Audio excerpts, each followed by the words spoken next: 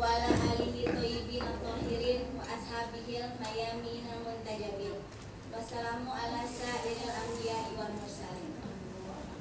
Alhamdulillah kita dapat berkumpul kembali pada pengajian Mishkat hari ini pada tanggal 25 Juli 2004 yang seperti biasa pengajian ini akan diisi oleh Dr. Kiai Haji Jaludin Rahmat MSc.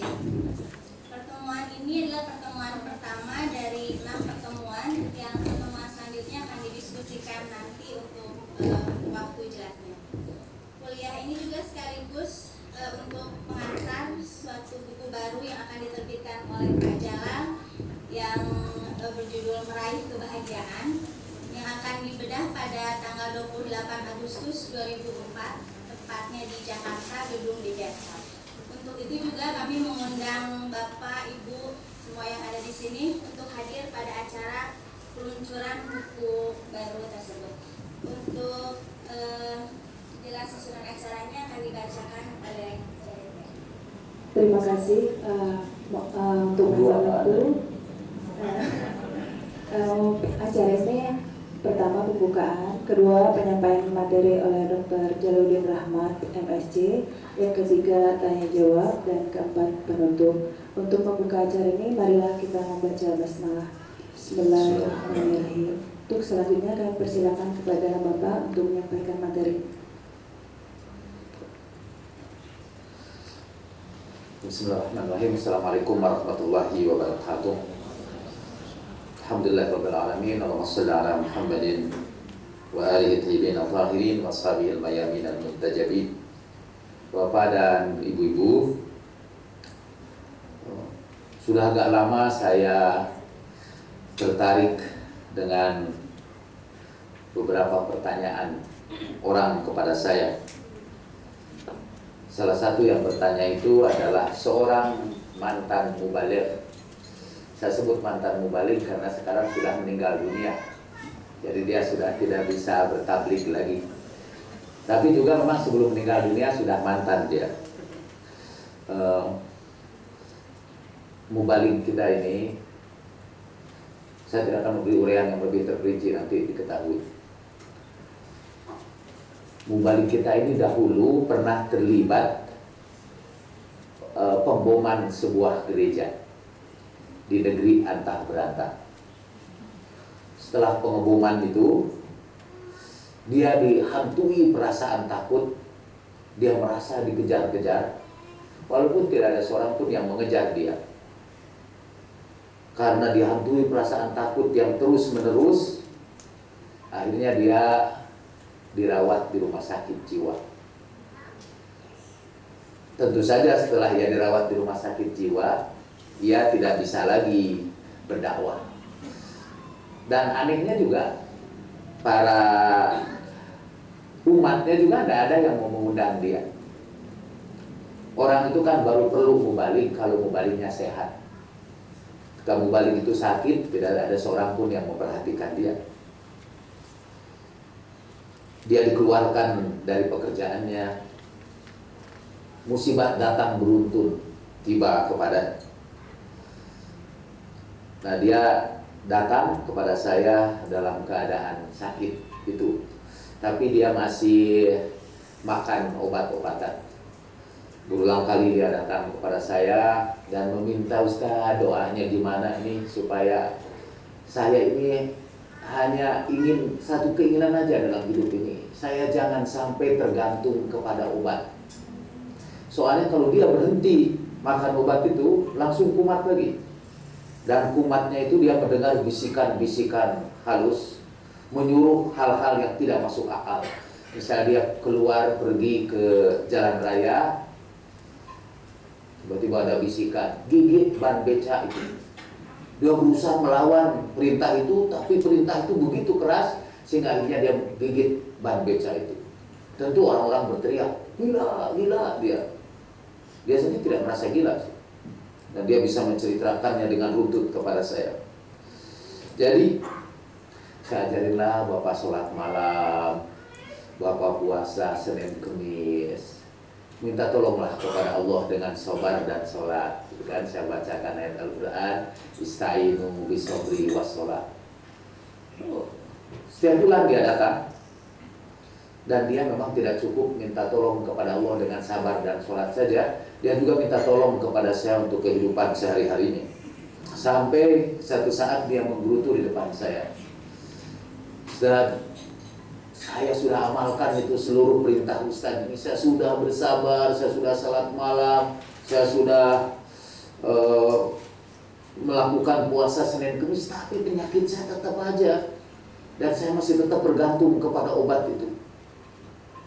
Jadi, bukankah, kata Ustaz, bukankah agama itu diturunkan Tuhan untuk membawa kepada kita kebahagiaan di dunia dan di akhirat?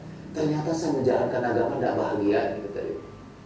Dan dia mulai mempersoalkan, tuh itu ada, itu tetangga saya rumahnya di pinggir jalan, tidak pernah salah, boro-boro puasa Senin Kamis, salat juga tidak pernah, tapi usahanya maju terus, dan kelihatannya hidupnya bahagia. Apa benar itu agama itu mendatangkan kebahagiaan di dunia dan di akhirat? Dan pada satu saat memang penderitaan dia ini bertumpuk sekaligus. Istrinya guru ustadzah, ngajar ngaji di rumah orang-orang kaya. Pada satu kejadian, istrinya itu naik angkot, untuk mengajar itu naik angkot, dan duduk di samping supir. Supirnya bawa bensin di depan itu, dan bensinnya meledak. Si istri itu terbakar, cuma tidak terlalu parah. Dia punya seorang anak laki-laki yang alhamdulillah tersaning Allah, otaknya cerdas. Jadi saya memang sudah katakan kepadanya, kalau dia masuk diterima di perguruan tinggi, saya jamin biaya hidupnya.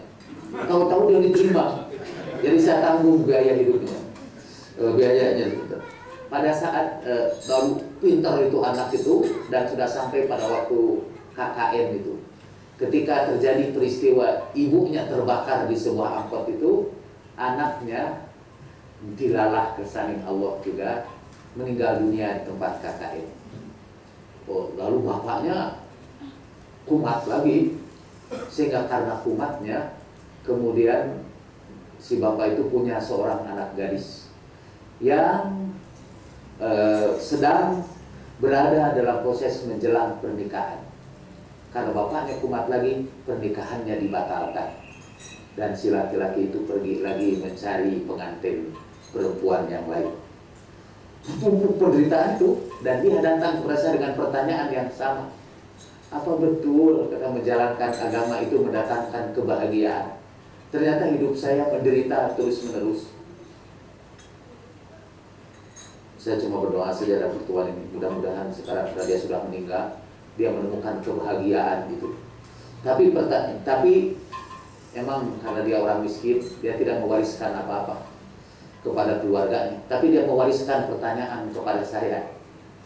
Apa betul agama itu membawa kebahagiaan? Dulu kita belajar dari para ustadz. Kata Pak Ustadz, definisi agama ialah tuntunan ilahi yang dibawa oleh para rasul untuk kebahagiaan kita di dunia dan di akhirat. Pasti Bapak dan Ibu udah pernah dengar itu definisi agama gitu. Dan udah pernah tahu juga bahwa ternyata kita tidak bahagia setelah menjalankan agama itu. Lalu disebutkan li sa'adatid daroini, untuk kebahagiaan di dua kampung, yaitu kampung dunia dan kampung akhirat. Nah, pertanyaan itu warisan dari kawan saya almarhum mengusik saya untuk mencari jawaban. Dan jawaban itu saya temukan dari madhab baru dalam psikologi. Di sini ada orang psikologi, jadi dia bisa mengkoreksi saya. Pada ibu ceritanya begini, tapi ceritanya tidak usah terlalu panjang karena kita bukan khusus psikologi. Tapi ada seorang tokoh psikologi klinis, ya, psikologi untuk mengobati orang yang menderita gangguan kejiwaan. Namanya Martin Seligman. Dipanggil Marty dari Universitas Pennsylvania. Si Marty itu kerjanya sama seperti para pekerja, para psikolog lainnya, yaitu mengobati orang-orang yang menderita gangguan kejiwaan. Biasa gangguan kejiwaan itu dibagi kepada dua bagian penting saja, yaitu takut, fear, dan kemudian punya cabang-cabangnya termasuk kecemasan, anxiety, dan satu lagi rasa sedih dengan cabang-cabangnya juga masuk depresi. Jadi yang mengganggu manusia itu, yang membuat manusia menderita itu dua: rasa takut, rasa cemas, dan kesedihan. Kalau kesedihannya berkepanjangan, para psikolog menyebutnya depresi. Kalau kesedihannya sebentar, ya itu sih bumbu kehidupan. Sekali-kali kita mesti sedih juga. Nah, jadi pekerjaan dia menyembuhkan orang dari dua gangguan kejiwaan itu. Nah, si Martin Seligman itu satu saat ditunjuk sebagai ketua umum American Psychological Association, APA, American Psychological Association. Buat saya jelek-jelek, itu termasuk salah satu organisasi internasional untuk psikologi, Intercultural Association of Intercultural Psychology. Dan saya pernah menyampaikan makalah dalam pertemuan psikologi interkultural di Yogyakarta atas undangan Pak Jamaluddin Ancok. Jadi jelek-jelek yang duduk di depan ini, tentu selain yang dua ini, itu adalah orang yang diakui secara dalam psikologi sebagai salah satu bagian dari masyarakat psikologi. Nah, Marty ini diangkat jadi ketua American Psychological Association, kemudian ngumpul di antara sesama mereka. Ini kayaknya penelitian psikologi sudah stagnan ini. Udah masa lalu lah Freudianisme, sudah berlalu psikologi behaviorisme, sudah berlalu juga psikologi humanisme. Kita nggak ada bahan lagi nih yang baru dalam psikologi itu. Para ahli psikologi di Amerika cemas, kalau di Indonesia tenang-tenang aja, nggak ada yang baru juga. Dosennya ngajar itu setiap tahun juga ada jadi masalah. Itulah keuntungan kita sebagai bangsa. Kita selalu bahagia betapapun ketinggalannya kita secara ilmiah. Orang ini bingung dan cemas. Tadi rasa takut gimana? Satu saat psikologi akan ditinggalkan orang. Ada takut, ada cemas, ada kesedihan. Nah, tiba-tiba terpikirlah oleh Marty, selama ini kerjaan psikologi ialah mengobati orang-orang yang sakit. Psikologi kita adalah psikologi bengkel yang menganggap tugas kita ialah fix, memperbaiki, ngomean, anu teu baraleng. Itu tugas kita. Kenapa? Padahal orang yang secara psikologis menderita gangguan itu jumlahnya lebih sedikit dari orang yang tidak menderita gangguan, yaitu orang-orang yang bahagia. Sekarang pertanyaan kita harus kita ubah. Pertanyaan itu yang kemudian menggeser psikologi kepada bidang yang baru. Kita tidak lagi bertanya bagaimana mengobati orang yang menderita kecemasan, bagaimana mengobati orang yang depresi. Semua terapi itu umumnya gagal. Ada satu hasil penelitian, terapi dari para psikolog itu yang berhasil karena teknik psikoterapinya itu hanya 10%. 90% gagal. 90% kalaupun berhasil ada karena efek placebo, ada yang berhasil karena hubungan intim malah antara pasien dengan dokternya. Tiba-tiba sembuh. Itu hasil sampingan. Atau ada hal-hal yang lain. Jadi sekarang lebih baik kita memperhatikan pertanyaan ini. Apa yang membuat orang bahagia? Kita harus melakukan penelitian untuk mengamati orang-orang yang bahagia dalam hidup ini, dan kita cari apa yang menyebabkan mereka itu bahagia. Nah, lahirlah Psychology of Happiness, tapi namanya karena Psychology of Happiness. Bukan hanya itu saja yang membuat yang mereka jadikan perhatian itu, tapi juga apa yang menyebabkan orang tabah menahan penderitaan. Penderitaannya bisa sama, tapi yang satu menjadi lebih bahagia hidupnya dan yang satu lagi gila. Apa yang menyebabkan sekelompok orang bisa bertahan dalam penderitaan macam apapun. Karena itu kemudian tidak disebut psikologi penderitaan, psikologi kebahagiaan. Mereka sebut madhab baru itu sebagai positive psychology, psikologi positif. Ini bukan berarti psikologi positif itu bukan berarti psikologi yang lain negatif. Bukan.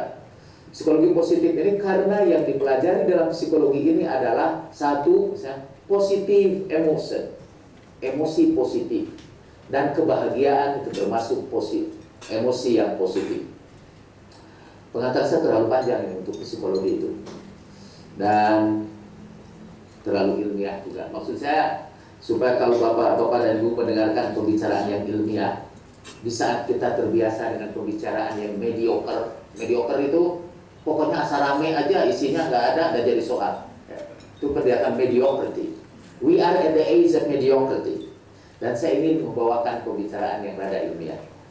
Itu alasan yang kemukakan, alasan yang sebenarnya supaya bapak dan ibu merasa worth lah untuk membayar sejumlah yang bapak dan ibu bayar itu.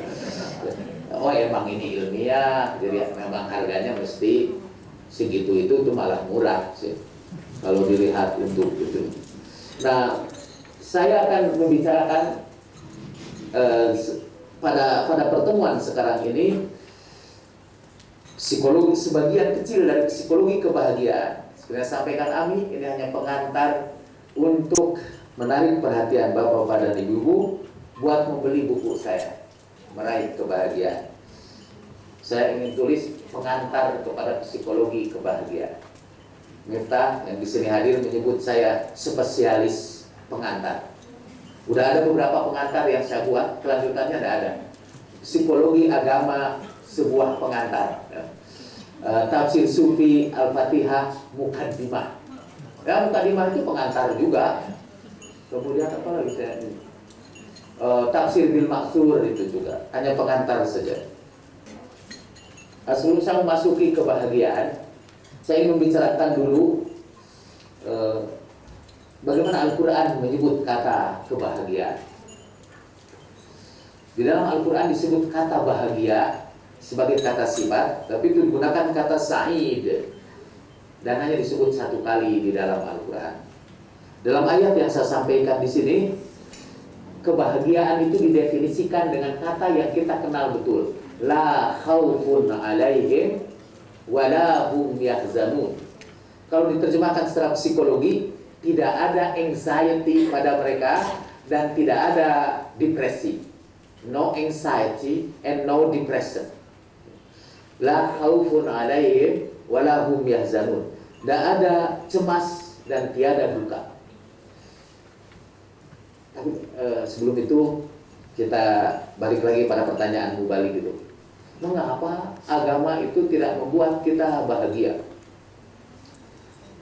Padahal kata orang kan agama membawa hidup kita ini bahagia. Ternyata kita tidak bahagia. Apa ini agama yang salah ya? Atau kita yang salah? Atau kita mempelajari agama yang salah? Karena yang dipelajari kalau ibu-ibu dan bapak ngaji agama, dan pernah Ustadz itu menyampaikan ajaran agama yang membuat kita bahagia. Ada banyak orang yang mula-mula hidupnya bahagia. Dia bahagia betul, orangnya ceria, tiba-tiba masuk kelompok harokah, gerakan-gerakan di bawah tanah untuk mendirikan syariat Islam. Budi ikut juga kan? Enggak? Belum ya. Itu tiba-tiba orang yang tadinya ceria berubah menjadi menderita, hidupnya jadi susah, dan kelihatannya wajahnya murung terus. Untung tidak masuk gerakan itu. Dan kalau kepada mereka kita peringatkan, mengapa agama Anda itu bikin Anda menderita? Mereka akan berkata, dunia ini penjara bagi kaum mukminin dan surga bagi orang kafir. Adunya sijnul mukminin wa jannatul kafirin. Emang dunia ini hanya surga buat orang kafir. Kalau gitu salah dong bahwa agama membawa kebahagiaan di dunia dan di akhirat.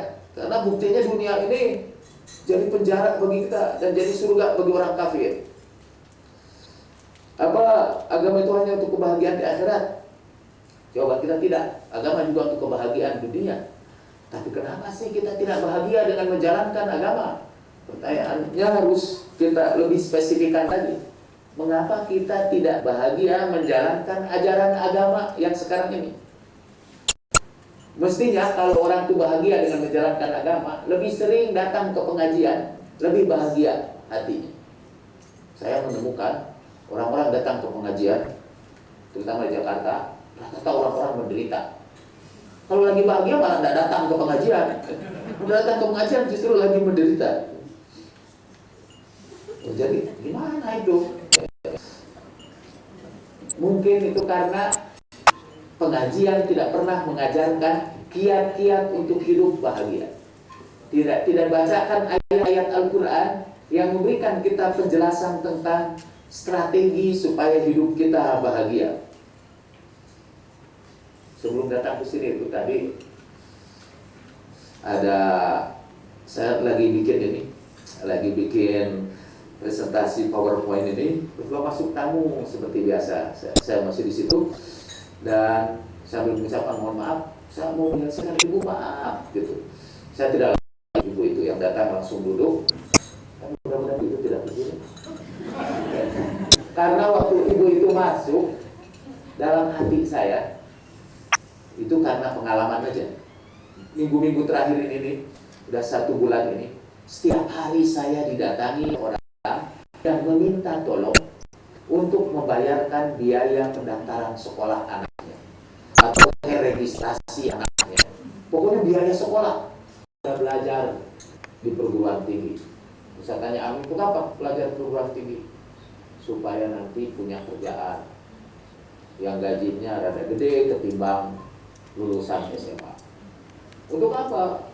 Nanti punya gaji yang lebih gede. Ujung-ujungnya kalau ditanya untuk bahagia tujuannya. Walaupun dalam kenyataannya hanya tujuan bahagianya bisa dikorbankan untuk duit. Karena duit itu maksudnya perantara supaya hidup kita bahagia. Tapi banyak orang hanya ngejar-ngejar duit walaupun dia mengorbankan kebahagiaannya. Itu orang gila namanya.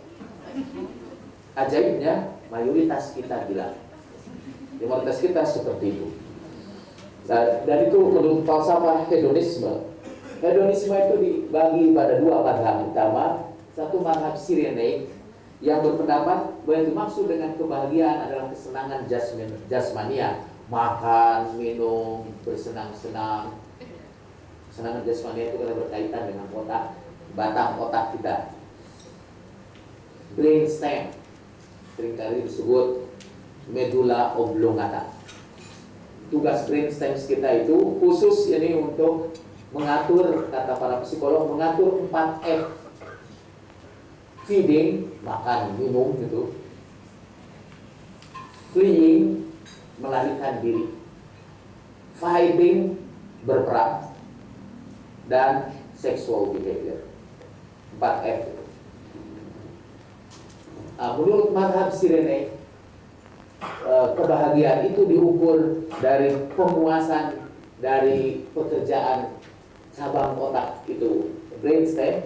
Yang sayangnya itu brainstem itu adalah otak kita yang paling rendah. Dalam kedokteran itu disebut otak reptilian. Karena pada bagian itu otak kita tidak ada bedanya dengan otak cecak atau buaya. Itu otak yang kita warisi dari zaman prasejarah, kira-kira 100.000 tahun yang lalu. Kalau nggak percaya, hitung sendiri baca sejarahnya. Itu juga untuk supaya kita bahagia. Carilah pekerjaan yang kira-kira tidak ada gunanya. Madhab Sirenaik, ya, madhab yang lain, dan itu yang tampaknya mempengaruhi manusia modern, adalah madhab Epicurus. Bahwa yang dimaksud kesenangan adalah kesenangan sosial dan intelektual, bukan kesenangan jasmania. Yang disebut kebahagiaan misalnya ialah perasaan yang dialami oleh seorang bapak yang berjumpa dengan anaknya yang sudah sekian lama hilang. Dan yang memeluk anaknya, dia rasakan kebahagiaan yang khusus. Itu bukan kebahagiaan jasmania. Tadi itu perasaan yang didapat oleh eksekutif yang tua itu ketika dipeluk oleh gadis muda. Itu kebahagiaan, itu kesenangan sosial. Beda dengan pelukan anak muda lainnya pada tempat yang lain. Itu kesenangan jasmania. Nah, menurut kaum Epicurus, yang maksud kebahagiaan adalah kesenangan sosial intelektual. Madhab yang terkenal khusus membicarakan kebahagiaan adalah madhab utilitarianisme. Inilah satu madhab yang berpendapat bahwa yang percaya bahwa dasar moral kita dalam hidup adalah kebahagiaan. Memperoleh kebahagiaan sebesar-besarnya. Satu perilaku dikatakan perilaku yang baik kalau mendatangkan kebahagiaan. Perilaku dikatakan buruk kalau menghilangkan kebahagiaan. Membakar diri itu buruk karena mendatangkan penderitaan. Makan yang banyak dan enak-enak itu kebaikan karena itu mendatangkan kebahagiaan. Kita tidak akan membicarakan persoalan ini. Kita mengapa harus bahagia dengan alasan ilmiah. Alasan ilmiah maksudnya berdasarkan hasil-hasil penelitian yang bisa diverifikasi, bisa diuji kembali. Alasan filsafat itu tidak bisa diuji dalam penelitian ilmiah. Filsafat bukan sains dan tidak bisa dibuktikan secara ilmiah. Oke. Nah, menurut berbagai penelitian ilmiah, orang-orang yang bahagia itu lebih sehat tubuhnya dan lebih panjang umurnya. Jadi kan ada mens sana in corpore sano. Sebetulnya harus dibalik itu. Corpore sana in mens sano. Artinya tubuh yang sehat biasa berada pada jiwa yang sehat. Dan jiwa, ya, orang yang bahagia itu jiwanya sehat. Dan karena itu tubuhnya juga lebih sehat dan lebih panjang umurnya. Ada berbagai penelitian bahwa orang yang bahagia lebih panjang umurnya. Jangan tanya saya, kenapa Rasulullah umurnya pendek? Hanya 63 tahun. Itu karena Rasulullah memilih untuk berusia pendek. Beliau sudah melaksanakan misinya. Beliau sudah tanya umatnya, hal balang itu apakah aku sudah menyampaikan? Kata mereka banyak, Ustaz. Engkau sudah menyampaikan. Untuk apa lagi buat beliau? Beliau ingin kembali kepada kekasih abadinya, bukan karena tidak bahagia. Jadi kalau nanti umur saya pendek, itu kan tidak bahagia. Karena saya sudah memilih untuk menemui kekasih abadi saya dan meninggalkan kekasih-kekasih palsu di sekitar saya. Oke, orang bahagia juga terbukti lebih bisa menahan stres atau frustrasi. Orang bahagia itu tahan menghadapi stres. Ada beberapa percobaan itu, dibikin mereka bahagia dulu dengan teknik-teknik itu. Ada beberapa ukuran kebahagiaan itu. Mereka dibikin bahagia dulu. Setelah itu mereka dihadapkan kepada situasi stres. Orang yang bahagia lebih tahan menghadapi stres. Anak-anak di sekolah dengan studi korelasional bahkan eksperimental, anak-anak itu kalau masuk sekolah stres itu. Anak-anak kita masuk sekolah itu tahun baru itu stres mau masuk sekolah lagi. Tapi kalau anak-anak itu berasal dari keluarga yang bahagia, itu anaknya juga emang bahagia. Biasanya mereka lebih tahan menghadapi stres sekolah. Hampir saya temukan anak-anak di sekolah saya itu, SMA Mutahari, yang mengalami stres di sekolah itu dan kemudian tidak bisa mengikuti pelajaran. Saya temukan bahwa memang dia pergi ke sekolah dengan membawa hati yang tidak bahagia. Itu unhappy people. Karena itulah wajib kita bahagia supaya tubuh kita sehat dan supaya kita bisa menahan stres dan frustrasi dalam hidup. Kemudian,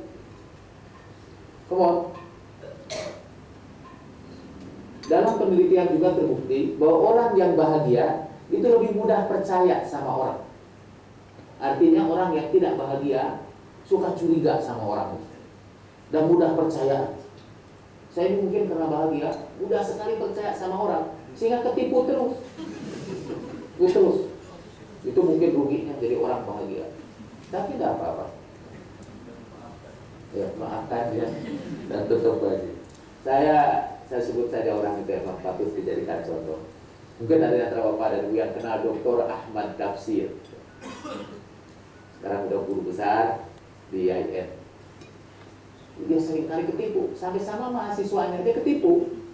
Jadi waktu saya datang ke rumahnya, saya ngobrol-ngobrol, istrinya yang cerita, mana si abang ini, katanya pinter, tapi sama mahasiswa aja ketipu.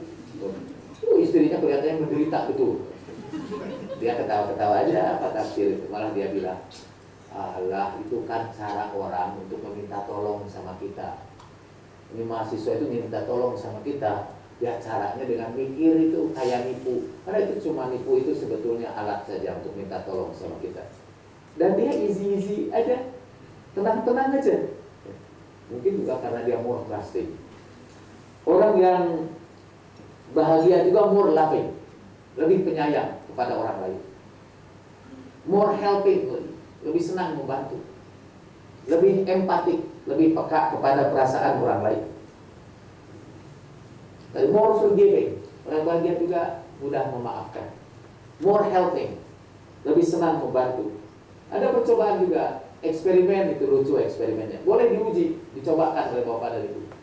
Jadi di sebuah mall, di satu mall sebelah sini ada seorang peneliti pura-pura kenal dengan seorang pembeli di situ. Saya pernah ketemu ini.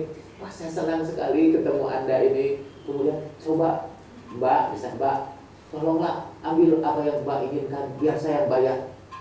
Dan dipuji-puji, bajunya kelihatan kok bisa matching begitu. Pokoknya diajak ngobrol sampai bahagialah hatinya, berbunga-bunga hati. Dan ini perempuannya. Perempuan itu kalau dipuji-puji juga udah berbunga-bunga hatinya. Apalagi kalau yang memuji itu lebih daripada keadaan dia yang sebenarnya. Jadi senang betul setelah itu dikasih hadiah. Di sisi yang lain, di mall yang lain itu yang berdekatan dengan situ, ada seorang peneliti lain yang tugasnya bikin orang itu jengkel, marah. Itu gampang sih. Lebih gampang bikin orang marah ketimbang bikin orang bahagia. Dibikin marah, dibikin jengkel, dibikin tidak bahagia. Kemudian mereka semua kalau keluar dari mall itu harus melewati satu canceling untuk umum dibuka di situ untuk beramal di situ. Beramal. Apa hasil penelitian itu? Orang yang hatinya bahagia lebih mudah beramal daripada yang tidak bahagia. Orang yang tidak bahagia itu keluar dari mall itu melirik pun enggak. Dia malah nggak tahu bahwa di situ ada canceling. Itu. Jadi tidak ada perasaan untuk membantu orang lain. Itu sebabnya kita wajib bahagia. Karena hanya orang bahagia yang bisa membahagiakan orang lain. Kalau kita menderita, kita bikin orang lain pun menderita di sekitar kita. Jadi suka memaki-maki, mudah marah, atau tidak maki-maki, atau tidak marah pun kalau kita lihat orang menderita kan ikut menderita juga. Atas dasar apa coba Bapak bikin saya menderita? Dengan memperlihatkan penderitaan Bapak, saya jadi ikut menderita. Dosa itu. Boro-boro membahagiakan orang, malah bikin orang menderita. Itu karena kita tidak bahagia. Oke. Ini ada tulisan dari Robert Browning. Oh, makes us happy and you make us good. Buat kami bahagia, kami pasti jadi orang baik. Jadi kita wajib bikin orang bahagia, karena kita hanya bisa membahagiakan orang lain apabila kita sendiri bahagia. Alasan ilmiah lainnya, orang yang bahagia itu lebih tahan terhadap kritik. Sekarang memang terbukti Pak, bahwa ternyata binatang memiliki emosi, terutama mamalia sampai kepada primat. Mereka terbukti memiliki emosi sedih, emosi marah, emosi gembira. Lihat anjing saja, anjing itu kalau lagi gembira, lagi ingin disayangi tuannya, itu matanya berbinar-binar, malah tubuhnya seperti melonjor ke depan, ininya wagging, tailnya wagging, di kupat kepot, nah dikipas-kipaskan, tailnya wagging. Itu anjing kalau lagi bahagia. Kalau anjing itu marah, ada emosi marahnya, giginya kan gemetar gitu, dan tubuhnya kaku, kuku-kukunya mulai keluar, siap setiap saat menyerang. Jadi binatang itu memiliki emosi juga. Dan sekarang terbukti bahwa orang yang stres itu akan membuat binatang di sekitarnya juga stres. Ya, orang yang stres. Tapi orang yang bahagia bikin binatang sekitarnya itu juga bahagia. Saya sekarang ngerti ya, kenapa di rumah saya itu padahal nyamuk kurang, tapi saya selalu digigit nyamuk. Mungkin nyamuknya juga bahagia lah, ingin bersentuhan dengan orang yang bahagia. Nah, orang bahagia lebih tahan terhadap kritik. Ini yang amat mengherankan ya, mungkin bisa diprotes. Mengapa kita wajib bahagia? Karena orang bahagia itu lebih dekat kepada Tuhan. Artinya kalau orang tidak bahagia, dia mudah kafir. Dia mulai mempersoalkan keadilan Tuhan. Seperti mubalik yang kita ceritakan tadi itu. Dia mempersoalkan apa gunanya agama ini. Tuh agama tidak bikin saya bahagia. Saya kutipkan Dennis Prager menulis dalam buku Happiness is a Serious Problem.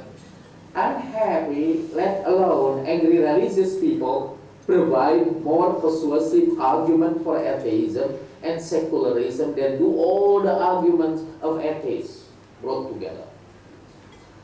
Orang beragama yang tidak bahagia, apalagi yang marah-marah, akan memberikan dalil tentang ateisme dan sekularisme yang lebih meyakinkan dari semua dalil orang ateis digabungkan sekaligus. Jadi kalau ada orang ateis menjelaskan tentang bukti tidak adanya Tuhan, digabungkan semua argumentasi ateis, argumentasinya Nietzsche, Bertrand Russell, semua digabungkan, Karl Marx bisa digabungkan semua bahwa Tuhan tidak ada, itu masih kalah oleh argumentasi seorang beragama yang sedang menderita. Kalah sama argumentasi mubalik yang saya ceritakan itu. Jadi kalau kita menderita, kita mudah kafir. Dan Al-Quran menyebutkan itu. Wa minan nas may ya'budullaha ala harfin. Sebagian di antara manusia ada yang menyembah Allah di pinggiran-pinggiran aja. Pinggiran-pinggiran sini menyembah Allah. Fa in asabahu khairun, kalau dia ditimpa kebaikan, itma'anna bihi, tentramlah hatinya. Dia tentram di dalam agama itu. Kalau semuanya oke, everything is okay. Kalau hatinya lagi bahagia, dia tentram dalam agama itu.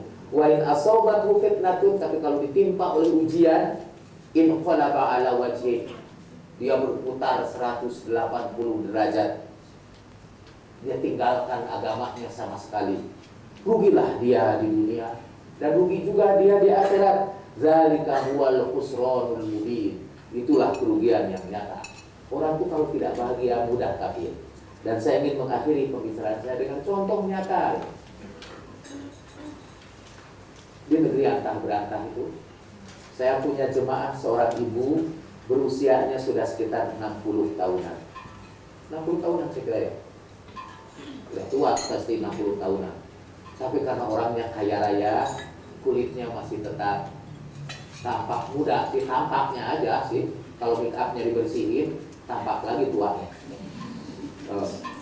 Dan dia pakai kerudung, hampir setiap tahun umroh, hampir setiap tahun juga haji. Dia juga banyak menyumbang kita. Jadi kita juga di negeri entah berantah banyak menyumbang kita, dan rajin ke pengajian. Sampai satu saat dia mendengar bahwa suaminya punya cem-ceman. Cem-ceman itu saya nggak tahu apa itu bahasa Indonesia atau bukan.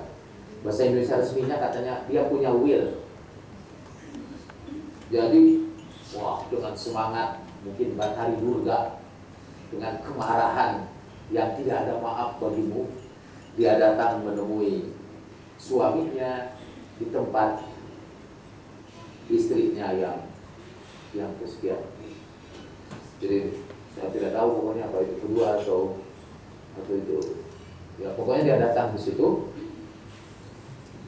Tentu saja suaminya marah, kepergok itu marah. Lelaki kan biasanya begitu. Dia duluan marah dulu sebelum dia marahi istrinya. Kalau dia kepergok itu. Bapak-bapak ketawa karena itu strategi kita bersama. Sebelum kita dimarahi istri kita marah duluan. Marah, Dan si perempuan itu bukan saja dimarahi oleh suaminya, dia diusir dari rumah itu dalam keadaan yang menghinakan. Satpamnya disuruh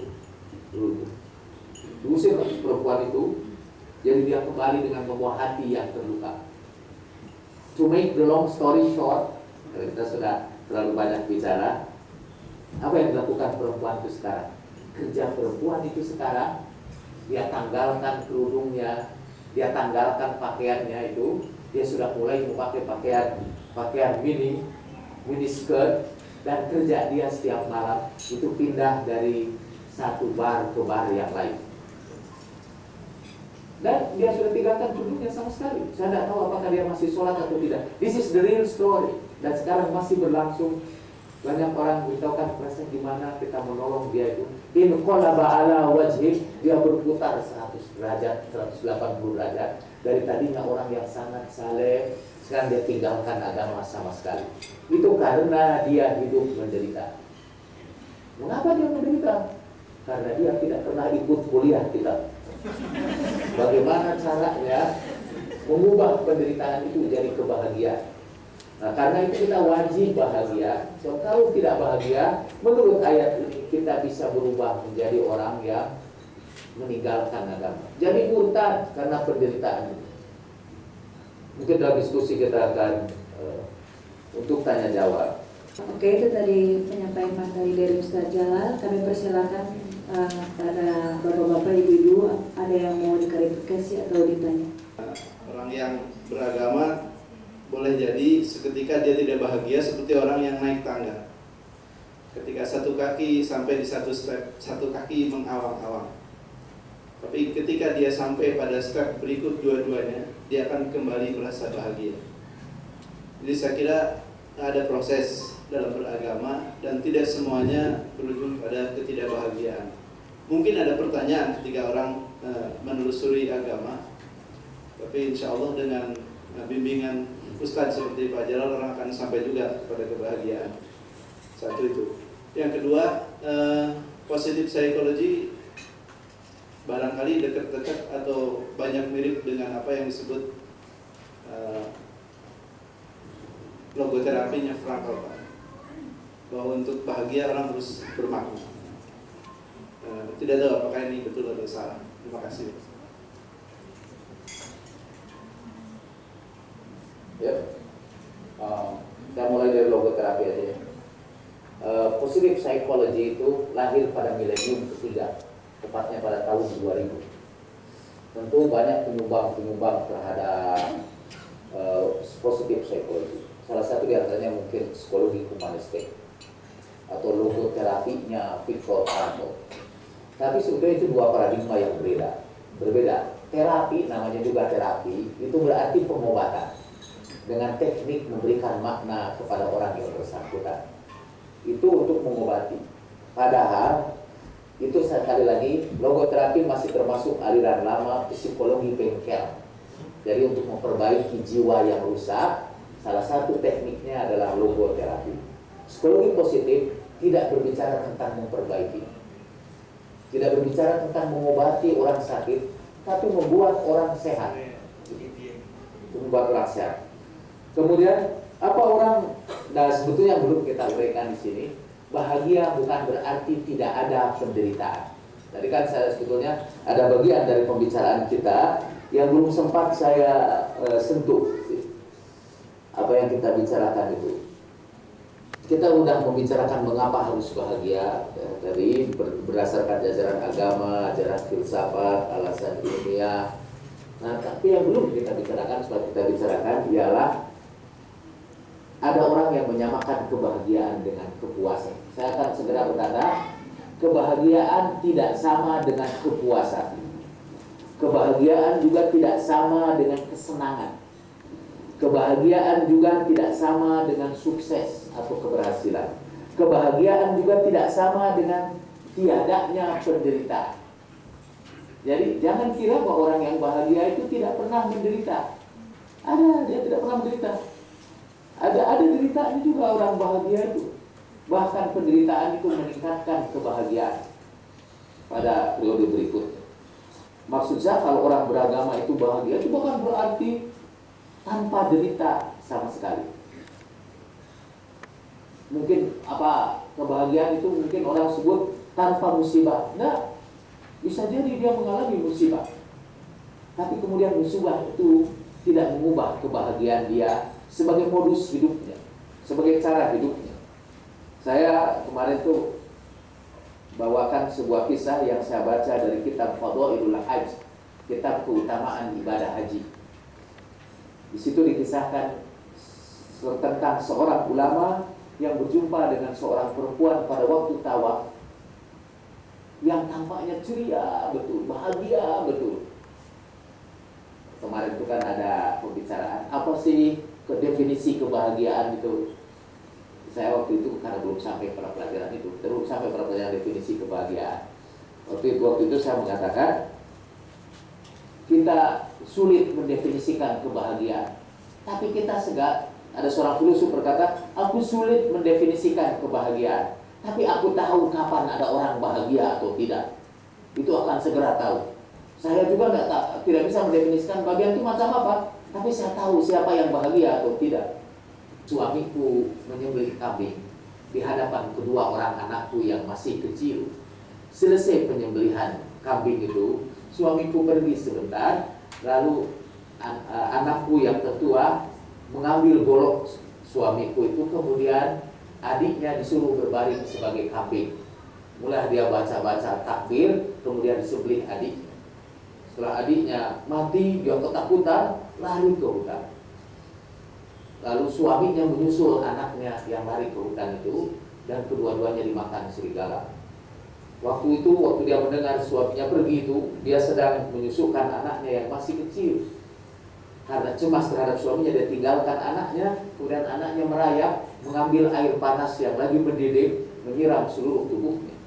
Itu disaksikan oleh adikku yang ketakutan, begitu ketakutan, sehingga dia mati mendadak di tempat itu. Seluruh keluargaku meninggal dunia.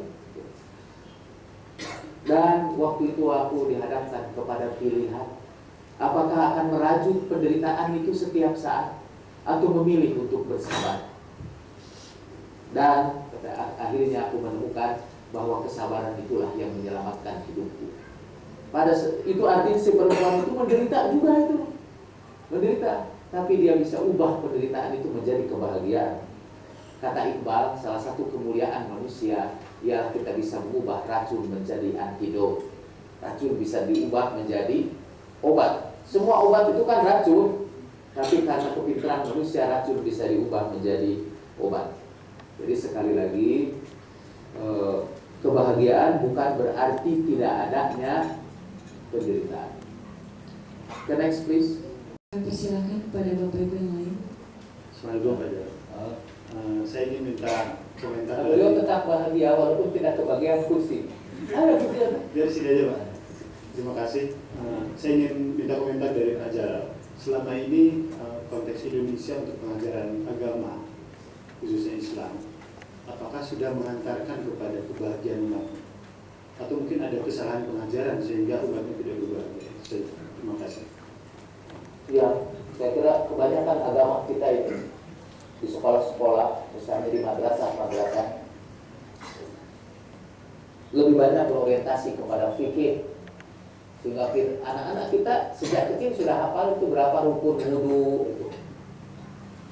Hari rukun wudu eta aya genep rak apa itu hiji-hiji nasi lengkap. Itu dulu saya ngajarin anak-anak ngaji saya, termasuk istri saya Nadir. Diajarin itu rukun, tapi tidak pernah guru mengajarkan bagaimana kita memupuk kekuatan kita sebagai manusia dalam menghadapi ujian-ujian atau goncangan-goncangan batin. Tidak ada kuliah seperti kuliah kebahagiaan menurut tuntunan Al-Quran dan hadis, tidak pernah kita temukan. Bahkan ada orang yang dengan singkat berbicara, asalkan kita ikut syariat, kita pasti bahagia. Tapi syariat mana dulu? Kalau syariatnya hanya melulu masalah fikih, tidak bakalan bahagia. Bahkan banyak sekali fikih yang membuat kita menderita. Ada banyak fikih-fikih yang bikin kita menderita. Jadi susahlah hidup itu karena mengikuti aturan fikih yang terlalu strict. Karena sekali lagi agama kita kebanyakan diajarkan dalam bentuk fikih. Silakan lagi. Saya ikut nanya. Saya mungkin tergelitik tadi ketika Bapak bicara bahwa banyak ibu-ibu yang semakin sering ikut pengajian, semakin tidak bahagia. Terus terang saya memang banyak melihat di sekitar saya yang seperti itu, Pak. Tapi kalau saya, apakah itu ada kaitannya dengan asumsi saya bahwa semakin sering pengajian, semakin berimanlah orang itu gitu. Jadi mungkin karena tingkat keimanannya sudah semakin tinggi, jadi ujiannya juga semakin besar gitu. Kalau seperti pohon kelapa semakin tinggi pohonnya, semakin besar anginnya. Apakah itu ada kaitannya dengan itu gitu? Karena saya banyak orang dekat yang ikut pengajian kok malah jadi makin rumit gitu. Yang saya tuh ikut pengajian kok jadi begini. Jadi saya mempertanyakan hak saya sebagai istri. Saya mempertanyakan, saya bilang kok dengan ikut pengajian jadi rumit begitu hidupnya gitu. Itu aja Pak. Makasih. Sebetulnya kita tidak tahu mana menyebabkan mana ya. Cuma kita lihat memang ada korelasi antara seringnya menghadiri pengajian dengan penderitaan orang yang ikut pengajian itu. Sekali lagi tidak jelas sebabnya. Mungkin saya bisa membandingkannya begini. Terus kalau saya menemukan satu daerah macet, itu hampir selalu di tempat macet itu ada polisi. Kalau tidak macet, nggak ada polisi. Jadi, apakah polisi yang menyebabkan kemacetan atau kemacetan yang kemudian mengundang polisi datang ke tempat itu? Ya. Jadi, saya tidak boleh mengambil kesimpulan, ini karena ada polisi langsung macet. Padahal sebetulnya polisi datang karena di situ terjadi kemacetan. Maksud saya ada orang yang datang ke pengajian itu karena dia menderita. Jadi, memang sebelum ke pengajian pun dia sudah menderita. Jadi penderitaanlah yang menyebabkan dia hadir ke pengajian. Mudah-mudahan di pengajian dia dapat obat untuk deritanya. Itu para ustadz seringkali dalam bahasa Jermannya kata puhan. Sebetulnya deritaannya itu dari rumah. Dan dia datang ke pengajian itu untuk mencari obat. Dan ustadznya biasa karena tidak mengerti psikologi, dia berikan jawaban agama untuk masalah psikologis. Ya, sama seperti gini Bapak-bapak dan Ibu. Kalau ada orang lagi kelaparan kan datang sama Ustadz, Ustadz saya lapar. Kata Ustadz, baik Bu, bacalah Ya Wahab 1000 kali, lakukan sholat malam sekian kali. Dia lakukan, dan itu tidak menyembuhkan lapar dia. Karena masalah yang dia hadapi masalah biologis. Jawabannya harus jawaban biologis, harus kasih makan baru sembuh. Tapi dia diberi jawaban dengan jawaban zikir. Mungkin sampai gitu kita bilang, iya deh, kayaknya memang blow on tuh Ustaz. Tapi enggak, kita juga blow on. Sebenarnya masalah ini ada seorang perempuan yang sebetulnya mengalami penderitaan karena hubungan dia yang tidak harmonis dengan suami. Mungkin dia menderita HKS, haus kasih sayang. Lalu dia datang ke pengajian, dia tanya sama Ustaz, curhat dia sama Ustaz. Kalau Bu itu mau curhatnya kebahagiaan, dia mencurhat penderitaan kepada Ustaz. Lalu Ustaznya berkata, ya Bu, baca saja Ya Rahman, Ya Rahim 276 kali. Kemudian, ceritakanlah itu, resep-resep itu. Ya tidak selesai. Dia tetap haus kasih sayang. Ya, sama seperti orang-orang yang datang kepada saya di Jakarta yang menderita sebetulnya derita psikologis. Tapi saya datang memberikan kepadanya tasawuf. Dia tidak masuk. Penderitaannya akhirnya dicari aja nanti yang lain yang bisa memberikan jawaban psikologis kepadanya. Nah, begitu pula mungkin ini orang yang menderita datang ke pengajian dan dari ustaznya tidak ada jawaban untuk mengatasi masalah penderitaan. Deritaannya bertambah ini. Apakah pertambahannya itu karena seringnya ngaji atau karena memang sebelumnya juga sudah menderita tapi kemudian tidak mendapat jawaban dari para ustaznya. Emang sih yang bagus sih orang-orang Katolik gitu ya. Orang Katolik itu para romonya itu psikolog rata-rata. Jadi dia menghadapi domba-dombanya yang tersesat itu dengan bimbingan psikologis, dengan bimbingan ilmu pengetahuan. Usaha kita enggak, karena ngajinya dulu juga pikir, jawabannya pikir lagi untuk menghadapi semua masalah. Ustaz-ustaz kita ini, termasuk saya, jadi saya sebetulnya menyindir saya sendiri. Itu seperti dokter yang masuk ke sebuah sal, di situ ada orang yang sakit, macam-macam penyakitnya. Dokter itu tulis resep yang sama, makan oleh semua yang sakit itu. Dan jadi soal sakitnya apa saja, pokoknya resepnya sama. Itu pekerjaan para ustadz. Jadi ngajinya di mana saja yang diterangkan itu lagi, sama aja resepnya sama aja. Untunglah kita ini emang forgiving, kita itu pemaaf, ya, karena itu kita relatif lebih bahagia. Bahagianya bukan karena pengajian itu, karena forgiving kita. Bu ini psikolog, karena itu dia lebih banyak tanya, karena merasa tidak bahagia. Ya, karena merasa disiplinnya digugat. Saya justru ingin menggugat seolah ibu-ibu yang ke pengajian tidak bahagia, Bu Rene. Satu itu. Yang kedua, sejauh yang saya tahu dari di banyak tempat di Bandung dan di kota-kota lain, pengajian ibu-ibu tuh jauh lebih maju dari bapak-bapak. Kan membela ibu-ibu nih, memang lebih konsisten, kemudian juga sudah lebih ilmiah, Pak. Dan yang dibahas tidak selalu hanya fikih. Sudah ada struktur, sudah ada kurikulum. Bahkan pembicaranya juga bukan hanya dari kalangan ustadz yang mengerti fikih. Jadi menurut saya ini harus diklarifikasi sedikit, Pak. Takut ibu-ibu nanti menggugat Pak Jalal secara ilmiah.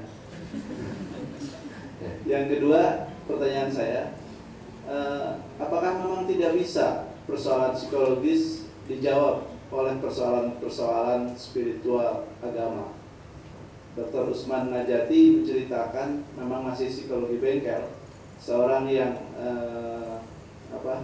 mengalami gangguan kejiwaan sehingga dia melakukan kegiatan yang mengalami beberapa gangguan kejiwaan. Justru terapinya selesai, gangguan itu hilang ketika orang itu disuruh menikmati sholat tarawih yang panjang di Masjid Al-Azhar. Jadi pertanyaan saya, betulkah memang tidak bisa orang yang sedang mengalami gangguan psikologis kemudian tercerahkan, tersembuhkan dengan membaca surat-surat tertentu, bahkan dengan dia tidak memahami surat yang dia baca? Terima kasih, Pak. Ya. Kita tadi berbicara tentang penelitian ilmiah. Penelitian ilmiah itu punya prosedur yang sangat ketat. Salah satu di antara prosedur itu adalah kemampuan untuk diverifikasi secara berulang-ulang. Cerita bahwa ada orang bisa disembuhkan dengan disuruh salat tarawih yang panjang-panjang, itu namanya bukan bukti ilmiah, itu sebuah testimonial. Dan testimonial bukanlah dalil ilmiah. Dan yang begitu itu sama seperti kedokteran alternatif. Itu istilah keren untuk pendukunan. Dalam kedokteran modern, farmasi atau pengobatan biasanya harus dilaksanakan setelah melewati periode pengujian, jadi verifikasi ilmiah, dan biasa dilaporkan dalam jurnal kegagalannya sekian. Dan kalau dia gagal, hanya misalnya kemungkinan gagalnya itu 0,001 errornya, maka obat itu boleh dimakan. Kalau terjadi kegagalannya 1 dari 1000 kali penelitian, itu pakai bahasa awam, itu probabilitas errornya itu 0,001. Itu kedokteran itu jujur. Sementara kedokteran alternatif tidak jujur. Yang diceritakan selalu sukses. Selalu suksesnya yang diceritakan. Sekian banyak yang gagal, tidak pernah dilaporkan. Alkisah di televisi ada orang menyembuhkan dengan cara berzikir. Kemudian di situ hadir beberapa orang melakukan testimonial. Saya juga sudah begini, dan akhirnya sembuh setelah ikut zikir sama Bapak Fulan, Ibni Fulan, gitu. Dan kita lihat di iklan itu berapa orang yang gagal. Dan kalau Bapak dinasihati oleh orang lain, cobalah datang sama dia.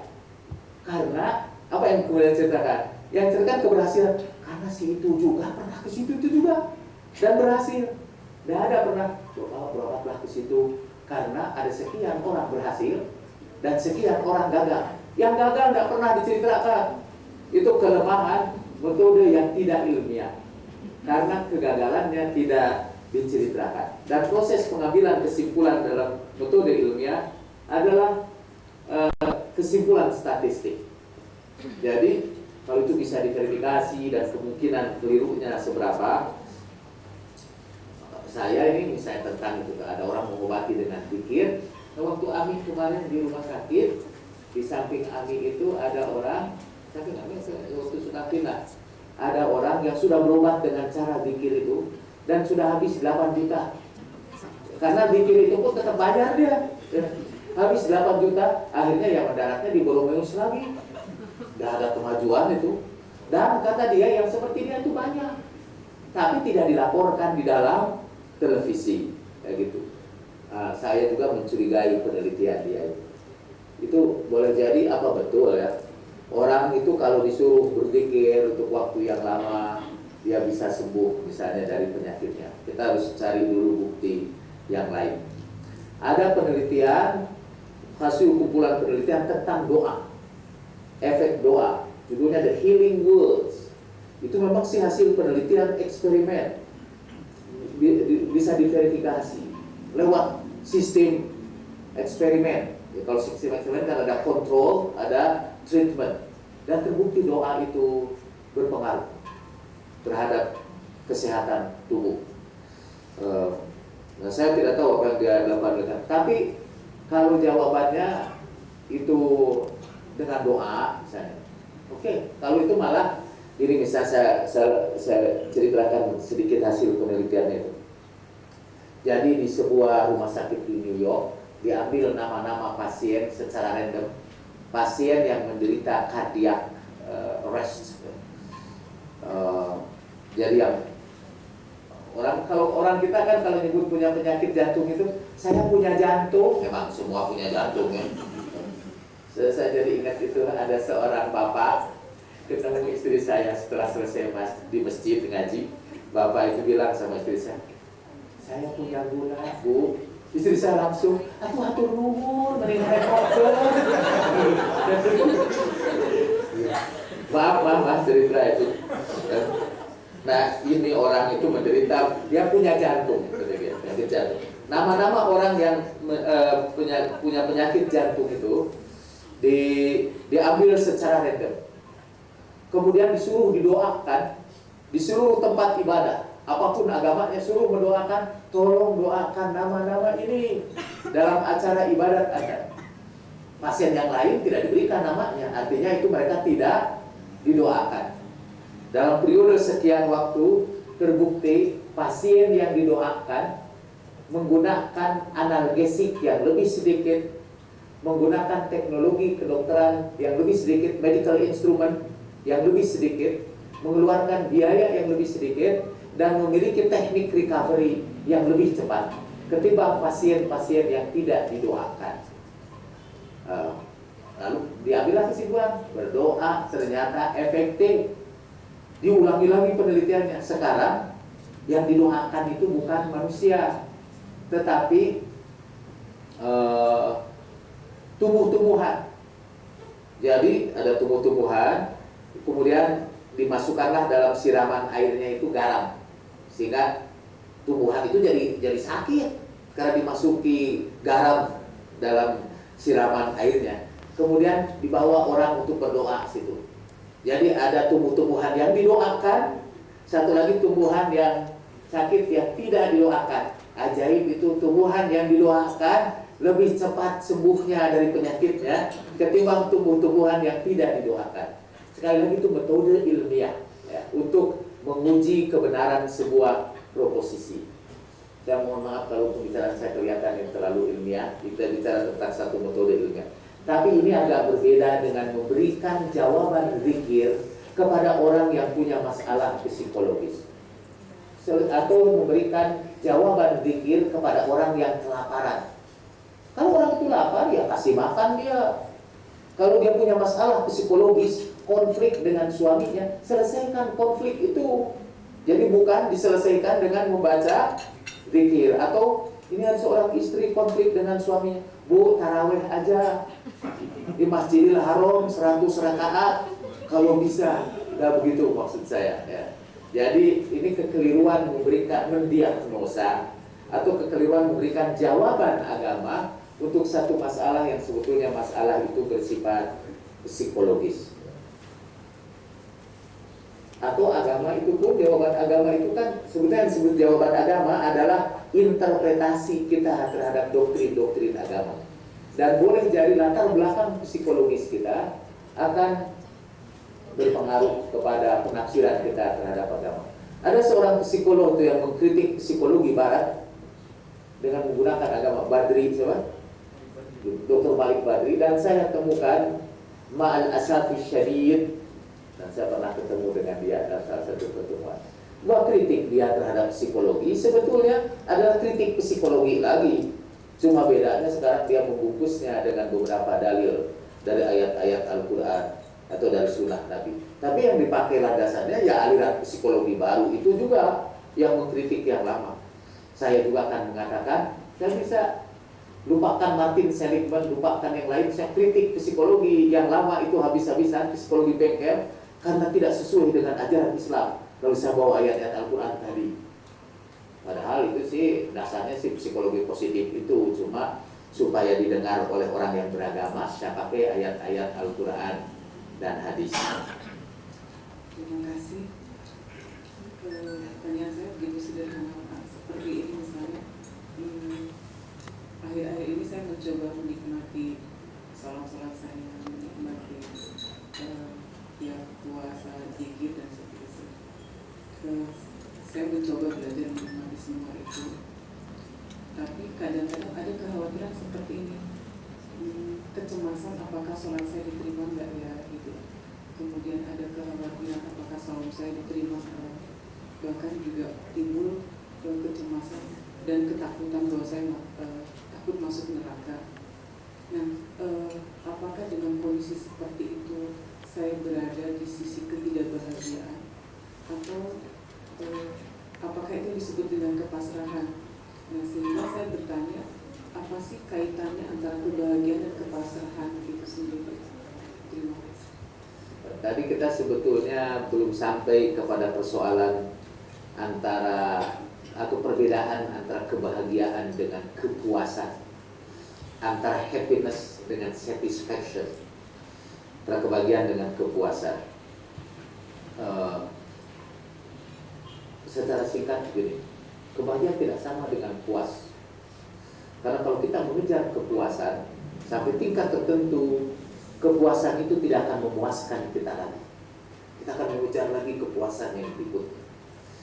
Orang yang sebetulnya tidak puas dengan cara ibadahnya, dengan amal-amal soleh yang dilakukannya, dia mungkin akan berpikir, karena saya tidak puas, itu berarti saya tidak bahagia. Karena dia menyamakan kepuasan sama dengan kebahagiaan. Saya ingin sebutkan bahwa kepuasan bukanlah kebahagiaan. Kepuasan itu boleh jadi kepuasan mempengaruhi tingkat kebahagiaan, tapi kepuasan bukan kebahagiaan. Kembali lagi kepada orang, kalau di dalam tasawuf sih, kalau kita tidak puas dengan apa yang kita lakukan, itu salah satu ciri bahwa rohani kita sedang tumbuh berkembang kepada yang lebih baik. Karena begitu kita merasa puas dengan amal ibadah kita, kita jatuh lagi kepada tingkat rohani kita yang paling rendah.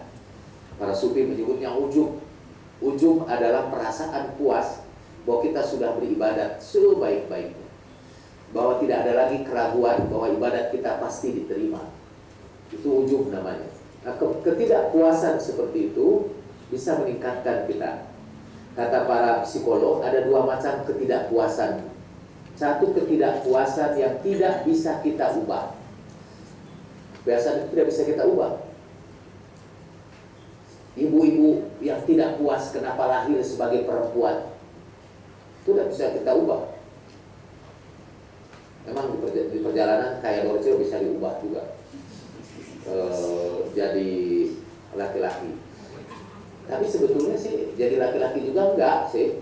sebenarnya. Jadi kalau tidak puasnya itu sesuatu yang tidak bisa diubah, sehingga akhirnya Dorce itu tidak marah-marah sama majelis ulama kan, karena tidak menyetujui perkawinan dia. Itu artinya dia tidak bisa mengubah sesuatu. Nah, yang begitu itu emang kalau kita mau bahagia, kita harus menerima apa adanya, karena kita tidak bisa mengubahnya. Ada ketidakpuasan yang bisa kita ubah, dan itu harus kita pelihara, karena itulah yang membuat kita lebih bahagia di ujung itu. Misalnya kita tidak puas dengan ibadah-ibadah yang kita lakukan sekarang ini, kita akan menyempurnakan ibadah-ibadah kita. Makin sering tidak puas, makin berhati-hati kita dalam menjalankan ibadah. Itu ketidakpuasan yang harus kita pelihara, dan itu tidak akan mengganggu kebahagiaan kita. Kalau kita takut neraka, takut mati juga, takut neraka sampai tingkat tertentu oke-oke aja sih. Tapi ada satu tingkat tertentu ketika takut mati dan takut neraka menjadi gangguan psikologis. Katanya Freud itu ahli ilmu jiwa yang terkenal itu sebetulnya menderita gangguan kejiwaan. Dia menderita death anxiety, kecemasan akan kematian, selalu mengancam dia ketakutan, takut mati. Atau ada yang disebut dalam psikologi sebagai obsessive compulsion, kompulsi obsesi. Itu seperti begini, ada orang udah kunci pintu rumahnya itu, yang telah rasanya belum dikunci, balik lagi, periksa lagi, kunci lagi, lalu balik lagi, itu gangguan kejiwaan. Ada orang juga yang dalam menjalankan ibadah itu udah wudu rasanya mungkin batal lagi, balik lagi, atau tadi wudunya itu kurang sempurna, belum pas sampai ke sini, ulangi lagi. Itu tidak puas dengan wudunya, tapi itu tidak puas yang ekstrim. Itu yang membuat orang tidak bahagia. Itu sudah merujuk kepada gangguan kejiwaan. Ada mungkin belum masuk sih dalam DSM. DSM itu daftar buku induk tentang gangguan kejiwaan. Di daftar itu seluruh gangguan. Dokter jiwa itu kalau mau menerima itu ke psikiater, mau menguji itu, melihat pasiennya ini menderita apa, buka dulu bukunya. Saya ingin memasukkan ke situ itu fikih-isme. Itu satu gangguan kejiwaan, merasa tidak puas karena takut dia menjalankan ajaran fikihnya itu tidak sempurna, takut batal, takut tidak terima. Jadi sekali lagi, takut sampai tingkat tertentu itu oke, bagus, karena dia bisa membantu kita menyempurnakan diri kita. Tapi kalau sudah sampai tingkat ekstrim, mulailah itu ketidakpuasan itu menjadi pengganggu terhadap kebahagiaan kita. Mungkin pada pertemuan yang akan datang kita akan membicarakan para perampok kebahagiaan. Apa saja yang merampok kebahagiaan kita? Kita udah bahagia, tapi akhirnya dirampok. Itu atau para perampok di jalan Tuhan. Kita lagi bagus-bagus di jalan Tuhan, tiba-tiba kita dirampok di pertengahan jalan itu. Oke, pertanyaan yang terakhir. Assalamualaikum Pak Ustadz. Waalaikumsalam. Ini saya sekedar menyampaikan sebuah fakta Pak Ustadz. Karena kebetulan saya dulu pernah sekolah 9 tahun di sekolah Katolik.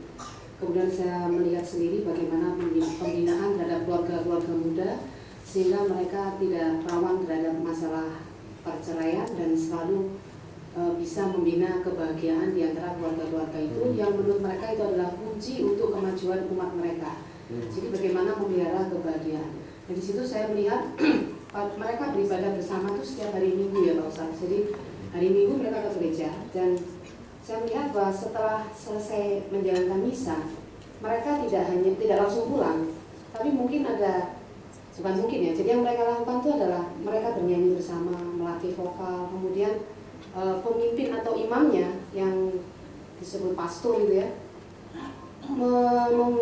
meneliti satu persatu siapa umatnya yang sedang tidak bahagia, dan bahkan sampai mengunjunginya gitu. Dan itu saya melihat efektif sekali gitu Pak Ustadz. Sehingga di dalam jamaah mereka itu saya melihat hampir tidak ada yang bercerai. Nah ini ironis sekali dengan kalau saya melihat ya Pak Ustadz, ini mungkin di kalangan ya mungkin teman-teman saya yang di segmen bisnis itu saya melihat paling nggak 1 tahun ada 3 keluarga yang bercerai. Nah, saya ingin bertanya kepada Pak Ustadz, adakah sebuah konsep gitu ya, yang tentunya mungkin nggak harus sama dengan yang dilakukan oleh orang Nasrani. Bagaimana mubalik-mubalik yang ada di tempat kita itu bisa mempunyai metode yang pada akhirnya bisa memelihara kebahagiaan itu secara real gitu. Saya yakin acara-acara seperti ini pasti akan membawa dampak yang besar buat kami-kami yang hadir gitu ya. Tapi saya juga agak khawatir misalkan berjalan dengan 6 paket ya Pak Ustadz. Setahun lagi nggak ada lagi acara seperti ini ya. Terus kita mungkin terlibat oleh berbagai aktivitas yang ujung-ujungnya bisa menggerogoti kebahagiaan dan kita lupa. Sewaktu kita mau datang kepada Pak Ustadz yang pakar kebahagiaan, Bapak sangat sibuk gitu ya. Nah kita nggak tahu lagi akhirnya mungkin kebahagiaan kita bisa terancam dan kita jangan-jangan menjadi golongan yang tidak bahagia. Jadi yang ingin saya tanyakan, adakah sebuah konsep yang bisa dikembangkan untuk memelihara kebahagiaan itu secara real dari hari ke hari? Itu aja Pak Ustadz, terima kasih. Mudah-mudahan saya bisa menjawab dengan singkat. Tapi saya ingin lebih dahulu mengoreksi istilah pakar kebahagiaan. Mungkin saya hanya sekedar pengamat kebahagiaan dan penikmat kebahagiaan. Saya masuk sebuah perhimpunan tokoh-tokoh agama yang bertugas dari berbagai agama, yang tugasnya adalah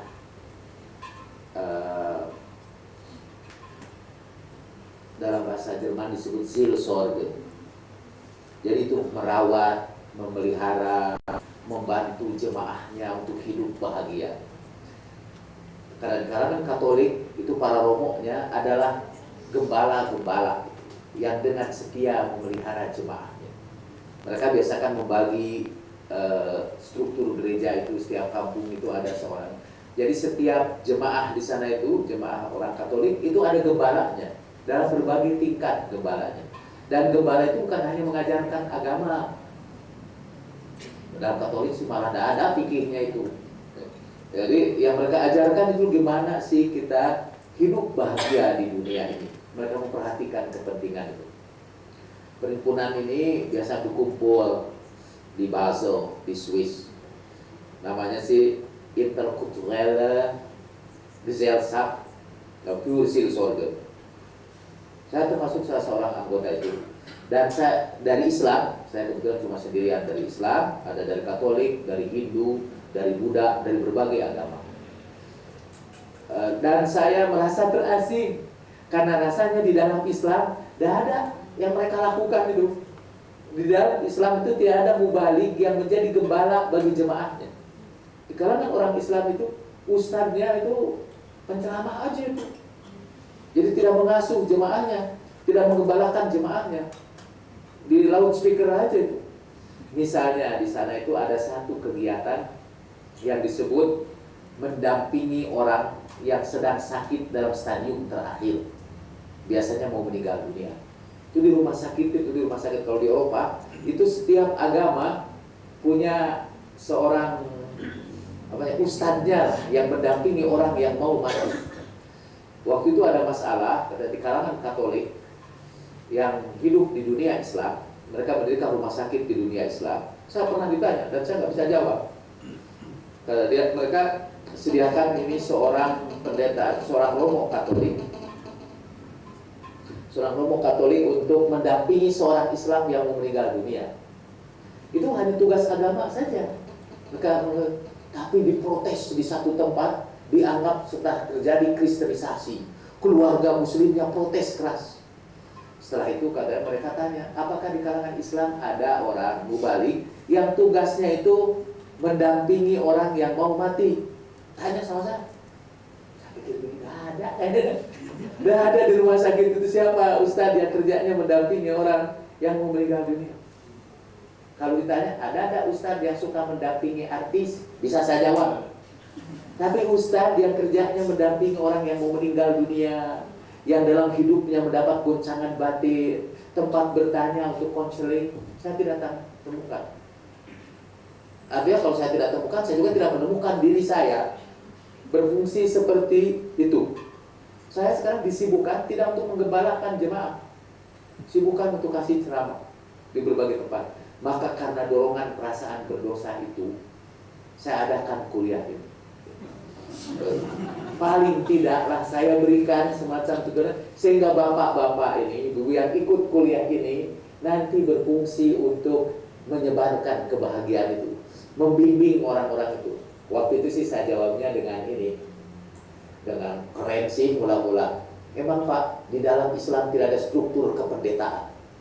Semua orang. Jadi kalau dalam agama lain itu kata pendeta yang harus merawat itu, di dalam Islam kita ini ba'duhum auliya ba'din. Kita ini saling membantu Pak. Tidak ada kelas khusus yang kerjanya itu membantu orang yang sakit atau yang sedang menderita. Di Islam itu semua anggota kaum muslimin, anggota umat itu berkewajiban untuk membantu. Gitu. Wah, mereka mengangguk-angguk, takjub. Padahal dalam hati sebelah, karena semua bertanggung jawab, maka tidak ada seorang pun yang mengerjakan itu. Nah, semua merasa bertanggung jawab, dan ada seorang pun yang spesialisasinya di situ. Nah, saya ingin membuktikan kebenaran saya di pengajian di Basel itu. Mudah-mudahan jemaah kita ini yang tidak seberapa ini nanti berfungsi tumbuh sebagai gembala-gembala di tempatnya masing-masing, menularkan ini kiat-kiat untuk memelihara kebahagiaan itu. Sekali minggu depan misalnya kita akan berbicara tentang para perampok kebahagiaan. Bukan minggu depan, betul.